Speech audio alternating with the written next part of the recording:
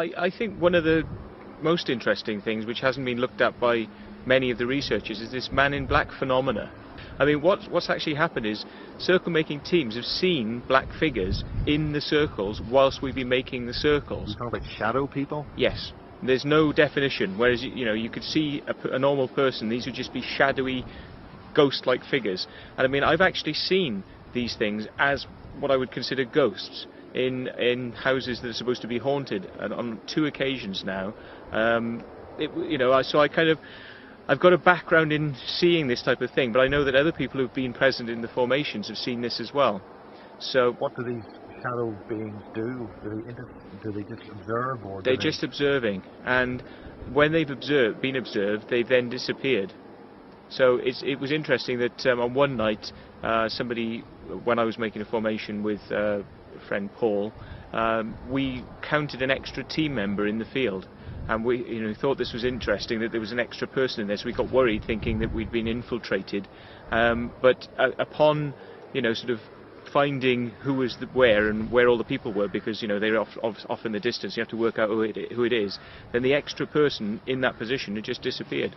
So this has happened on a number of occasions that we've spotted this sort of stuff. And I've got an interesting photo which was taken by somebody of these black figures which were walking into a field, which it seems like the blackness of the negative is completely removed, whereas you can see people wearing black in the formation, but these black figures which are on the film and actually can be seen in subsequent shots walking through the field are completely black. It's like they're blacker than black should be in the photo because of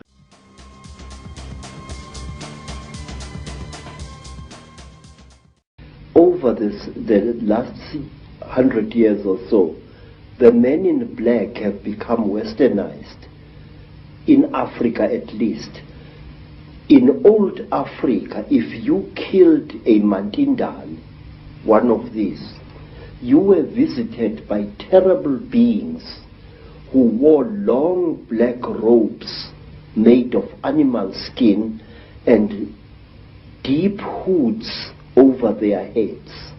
And these creatures used to wear white masks with very, very terrible looking black eyes painted on them.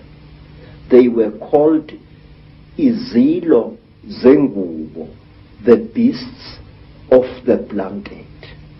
And may I tell you that these terrible beings, our African version of the men in black, used to play an important part in the choosing of certain kings in South Africa.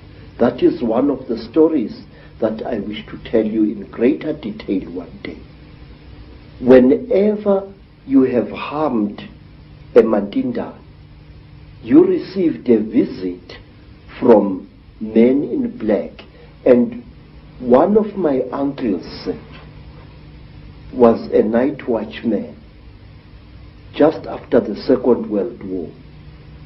And he saw what he thought was a burglar breaking into a factory which stored surplus army property.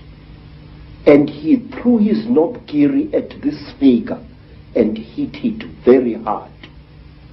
The creature fell behind some boxes, and then and only then did my uncle, a tough old Zulu, realize that the thing he had brought down was not a human being at all, not a young thief, but a Mandinda.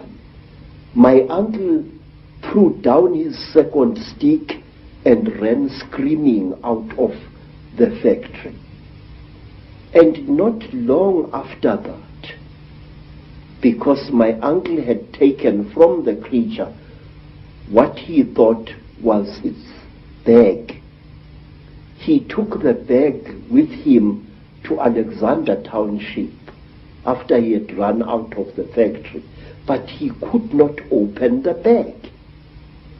And while he was sitting in the shack in Alexander Township, just near Johannesburg, there arrived at his shack 2 white men who posed as detectives.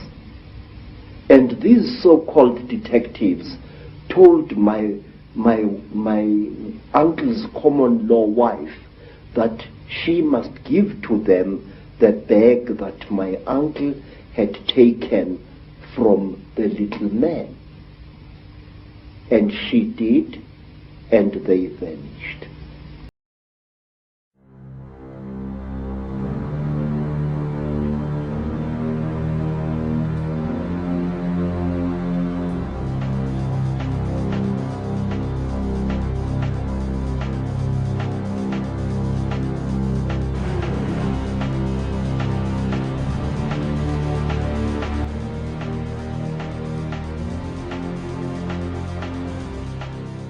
Once you establish the reality we live in, and the nature of what the physical body is, it's a biological computer, and the nature of what we are, which is consciousness,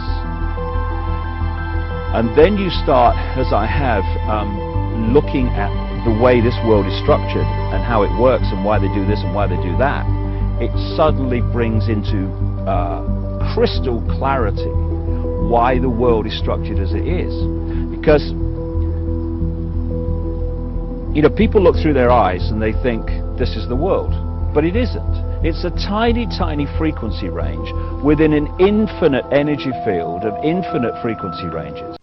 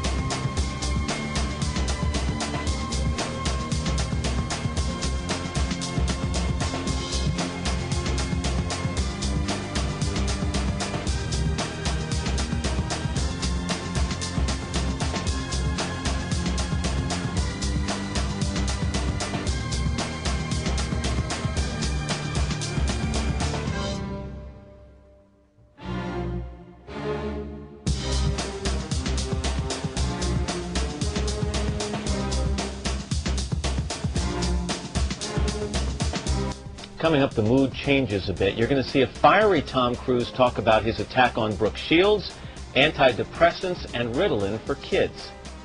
I've never agreed with psychiatry, ever. Before I was a Scientologist, I never agreed with psychiatry. And then when I started studying the history of psychiatry, I started realizing more and more why I didn't agree with psychiatry. And as far as the Brooke Shields thing is, look, you gotta understand, I really care about Brooke Shields. I think here's a wonderful and talented woman. And I want to see her do well. And I know that psychiatry is a pseudoscience. But Tom, if she said that this particular thing helped her feel better, whether it was the antidepressant or going to a counselor or a psychiatrist, isn't that enough?